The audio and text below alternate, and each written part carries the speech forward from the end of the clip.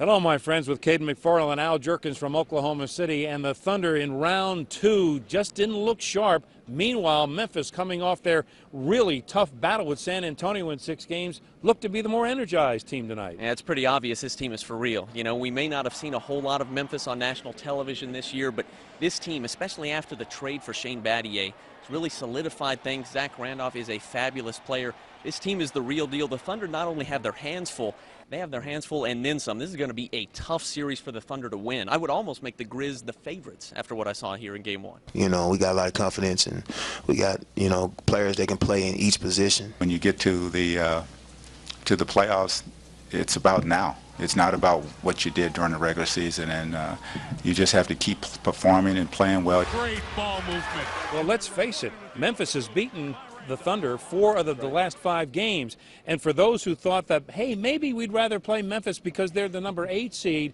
instead of San Antonio, the number 1 seed, I was wrong. I will hold my hand up and say I was wrong. Now, obviously, there's some things that the Thunder can correct. They came out without enough energy. Kevin Durant said that in the post game. We didn't come out with any sense of urgency. We didn't have any energy. I thought we were a step slow in a lot of areas defensively tonight. We reacted instead of being more aggressive, and that's definitely disappointing. Zach Randolph said he thought that not having a lot of time off in between kept them in a rhythm. Maybe the opposite was true for the Thunder, a little too much time off for the young legs. The Thunder have to find some inside presence. They absolutely do, and not just on the offensive end, but find a way to slow down the bigs inside. You know Zach Randolph and Marcus Gasol are going to have a big series. They're great players. They're going to get their numbers, but you can't let them have 54 points and 23 rebounds. You know, I think they scored just too many points in the paint to start the game. I think they're 14 out of their first 28 points were in the paint, and that's not the way we wanted to go into this game. Zach's a good player. We have to throw other things at him, and we will.